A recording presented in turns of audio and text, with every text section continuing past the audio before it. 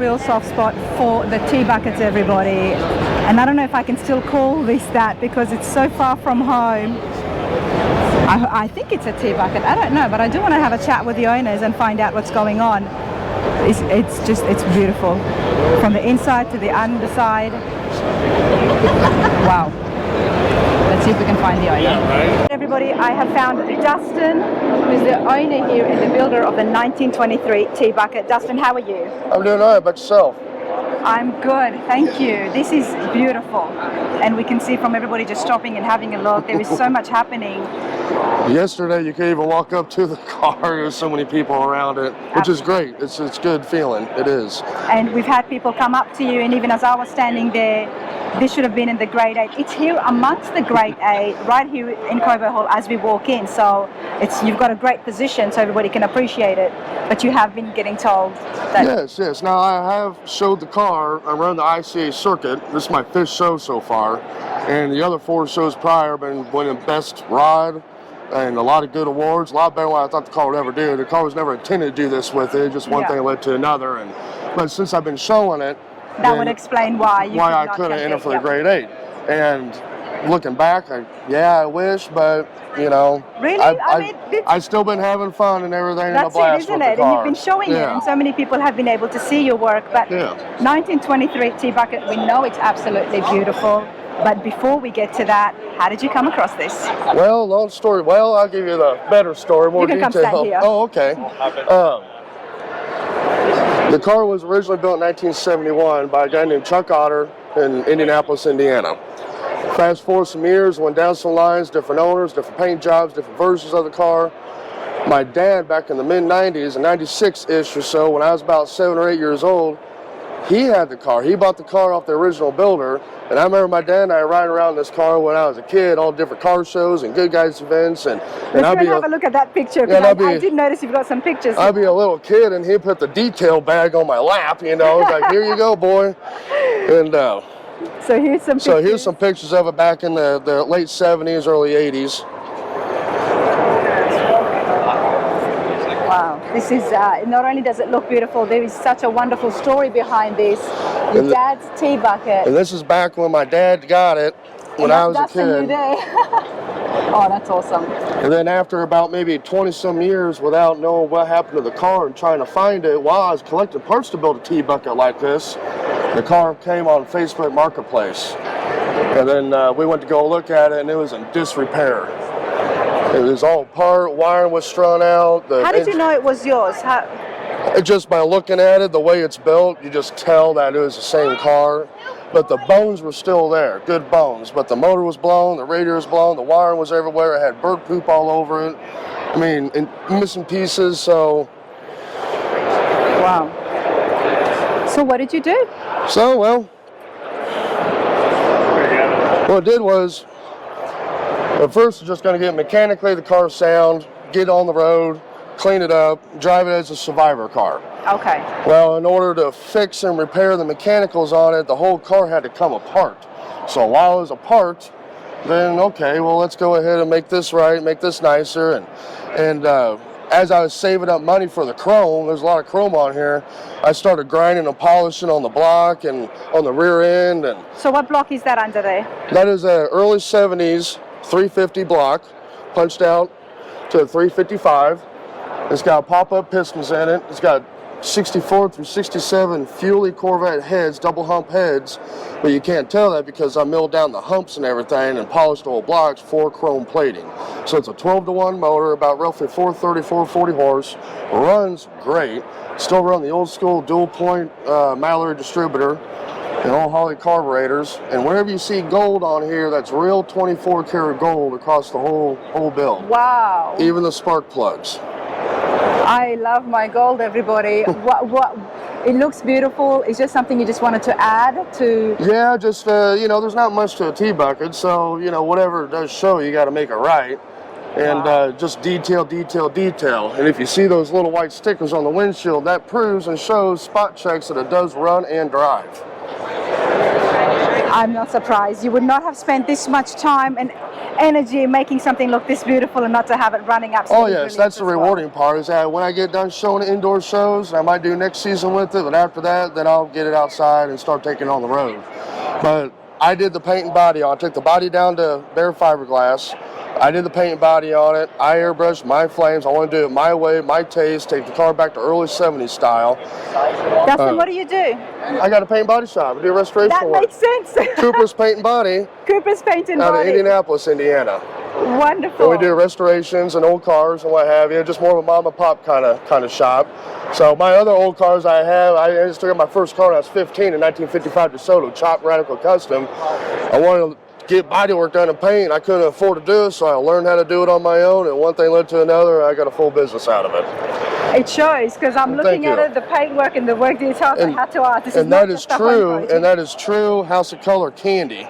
So that the whole car is painted silver, and then the House of Color candy, well then the flames, and then the House of Color candy. I've done the flames with a Harbor Freight airbrush gun for $20, but all the gold leaf on it is real gold leaf on the body. My buddy Little Bill out of Indy done all the gold leaf, and if you walk around to the tailgate, that's the masterpiece of all the gold leaf right there. Well, let's do that, and then I do want to come over and have a look at the frame, because you've made a custom frame for this. Yeah.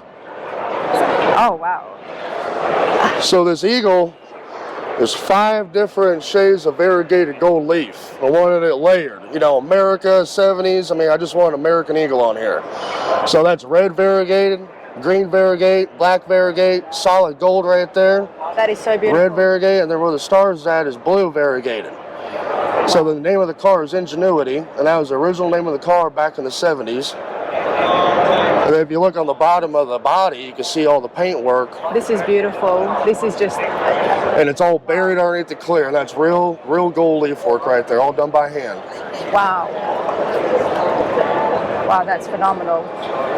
Have a look here, everybody. The gold-plated U-joints. But before that, the flames have continued on. The whole bottom of the body. Wow.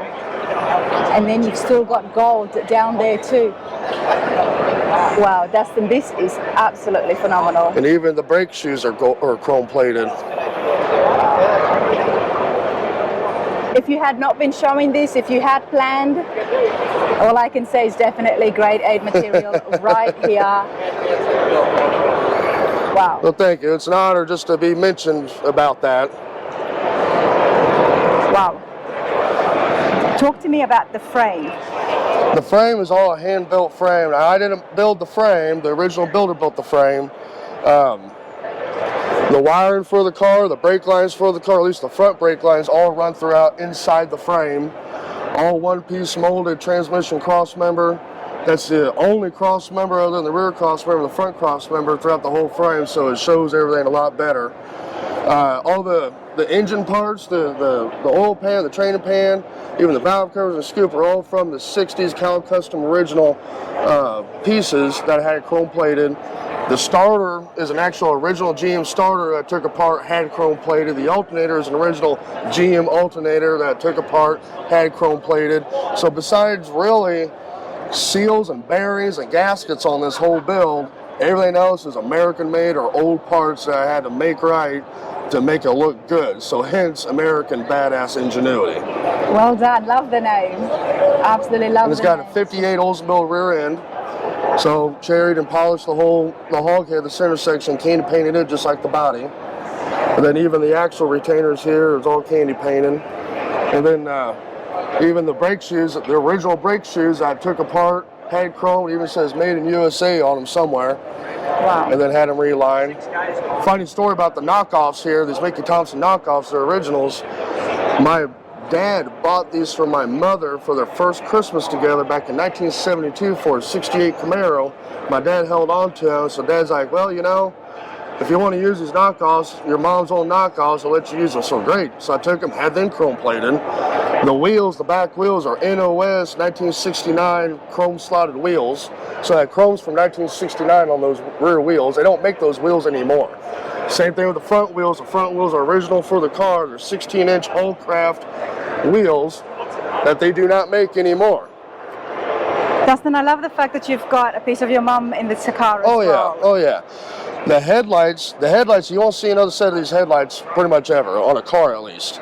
These are from the 1920s to 1930s aftermarket light system from Toledo, Ohio that were used on fire trucks and commercial vehicles that were then converted into headlights. And I love the fact it's still got that vintage look where it makes the lantern days. Yeah. Pre the tea buckets, because it looks like it might actually open up. Yes, it does hinge. It does hinge up. It hinges upwards. Yeah. Yep. And then, in fact, on the other headlight, you can read it better, but on the side of it's got a logo of the company where made the headlights.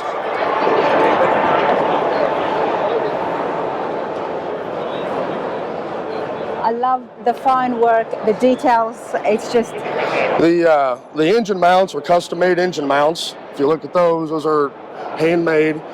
Now, this car was built originally back before there was any low alternator mount kits. Yep. So the alternator is actually mounted to the actual block, and then these brackets here are all custom-made to mount it. Now, the block, come over here real quick.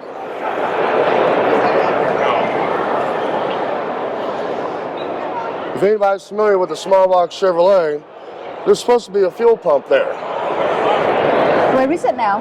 Well, it's an electric fuel pump in the back of the car in the bed, but I welded and polished the whole block.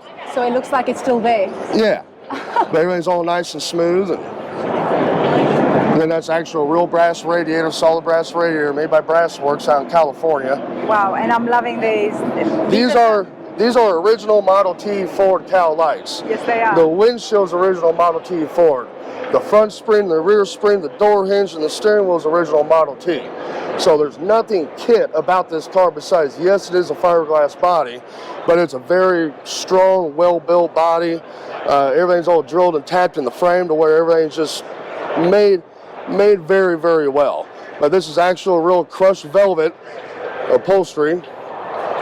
And everywhere you see features of the T-Bucket. And everywhere you see the gold, even the gold nut and gold top is real 24 karat gold. All right, let's have a look in here. Beautiful plush velvet. Wow. Who did the interiors? I had a buddy of mine do the interior for me back in Indy.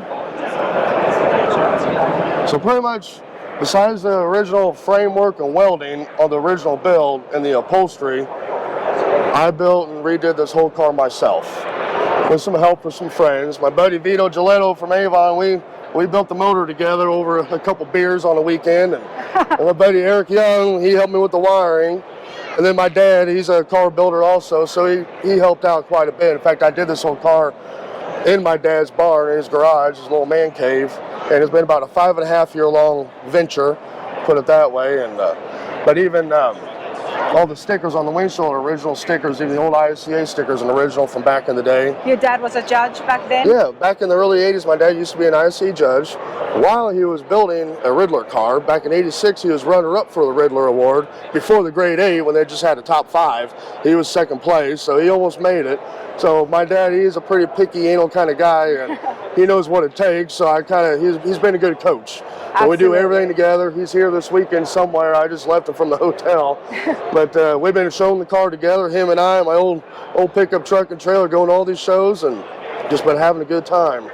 It shows, and I'm so glad I was able to come and have a look. That is absolutely beautiful. Thank I love the T-Bucket, so thank you so much for showing me and sharing it. And genuinely, it's a work of art. Thank you very much. I appreciate it. Thank you, Dustin. Thank you.